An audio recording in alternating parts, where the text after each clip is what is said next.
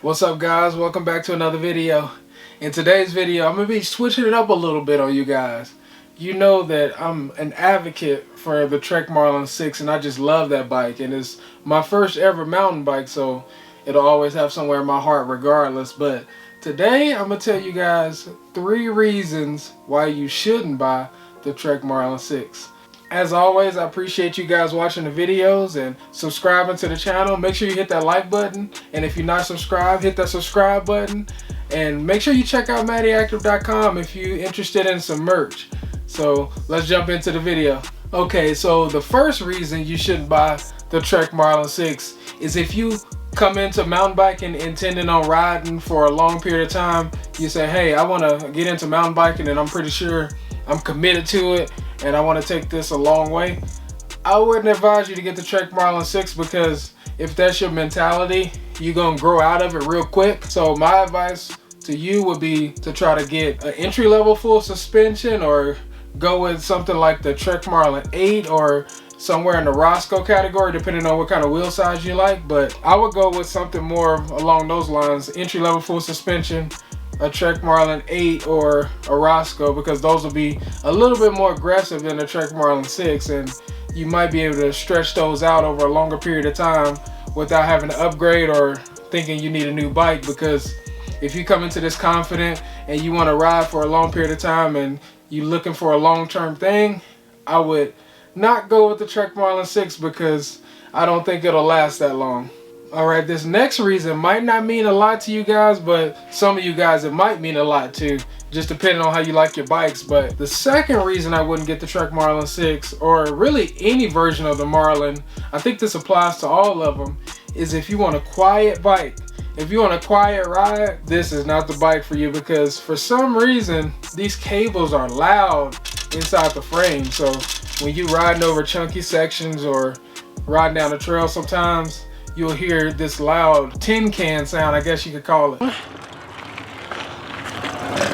Oh, not bad. And it's pretty annoying to me, but it doesn't bother me too much. I mean, I still love the bike and I can deal with that for what else the bike has to offer. But for a lot of people, it's super annoying. And that's one thing that you get with these Marlins is that loud tin can sound, and it could be nerve-wracking sometimes, especially when you're riding with the GoPro and you're trying to record video. If any of you guys know how to fix that or stop that sound from happening, let me know, because I haven't found a way to do it yet, and I don't even know if it's possible. But if you guys know, let me know. Alright, now the third and final thing, or it's not the final, it's just the only 3 I can think of, but my third and final reason why I don't think you should get the Trek Marlin 6 is if you plan to ride all road and no trails.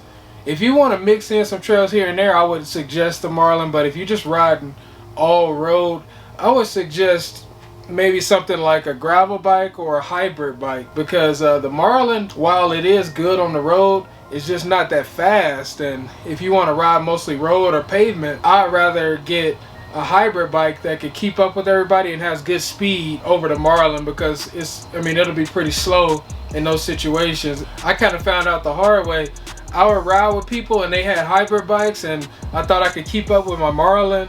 While it is still pretty fast and it's not a bad bike, it's just hard to keep up with those hybrid bikes, because those have skinnier tires, no rolling resistance, and even though the Marlin 6 has cross-country tires, it's still pretty knobby compared to a hybrid bike.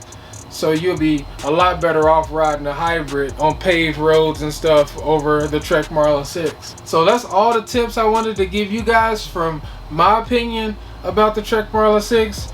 Most people who ride the Trek Marlin 6 are either just getting into mountain biking and kind of want to see what it's like, or they just want a commuter with a more aggressive style type of riding where they can run over some gravel or some curbs and stuff and not have too many issues. But I just wanted to give you guys some advice, because sometimes I think when people pick the Marlin 6, they pick it for the wrong reasons and they end up going to get another bike. So I was just trying to give my little take on how to decide whether this bike is for you or not.